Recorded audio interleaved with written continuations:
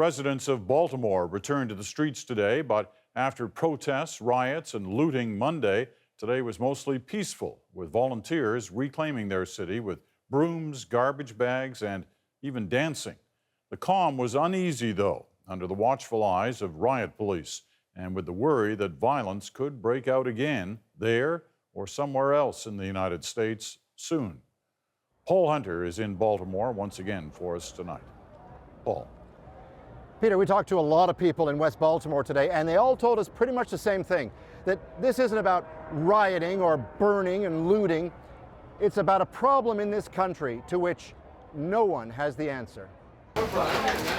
Even as they cleaned up in Baltimore today, there was a sense it's futile. It's very clear that the black man's life is not valued in this country. These are the cases that the world is hearing about. But we in Baltimore City know that these things have been going on for a long time. I was 13 years old the first time I saw a police officer smash a man's face in the wall.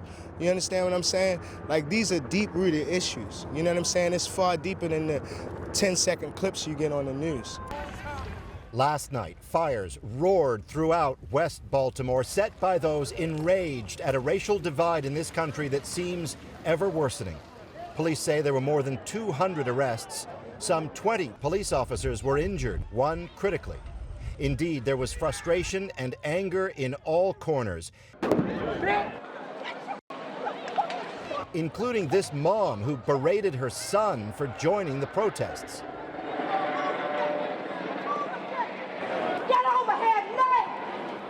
All of it sparked by the death this month of Freddie Gray, a Baltimore man whose neck was broken while in police custody, the latest in a series of police actions against black Americans ending in death.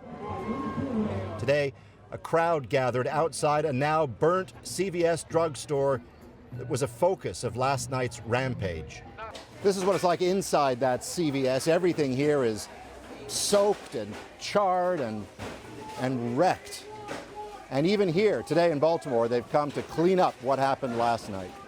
In Washington, Barack Obama underlined the issue isn't Baltimore, it's race in America. What I'd say is this has been a slow rolling crisis. This has been going on for a long time.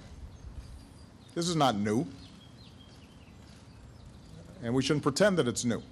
And so Baltimore picked up its pieces, still uncertain whether it can or will move on. The police officers have no compassion for human life. They have no compassion for human life. This is about human life. And the people that's supposed to protect and serve us, they don't value that. And once again, Peter, this city now awaits what might happen overnight. Paul, you know, you mentioned you met with a lot of people today. Where are they at on this? Are they angry, frustrated, resigned? Yeah, well, I'd say all of the above, but I'd add fearful of the police, fearful that blacks are targeted by police, fearful that when blacks encounter the police, all too often blacks end up dead. You know, earlier in my piece, you might have noticed that mom berating her son for taking part in the protests. Well, today, CBS News caught up with that mom and asked her why she came down on her son so hard. Here's her tells it like it is answer. At that point, you know, not even thinking about cameras or anything like that, that's my only son.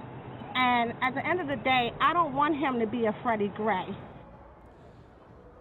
In short, no one knows what to do about any of this, Peter, but everyone knows it's a problem that can't be ignored any longer. All right, Paul, thank you.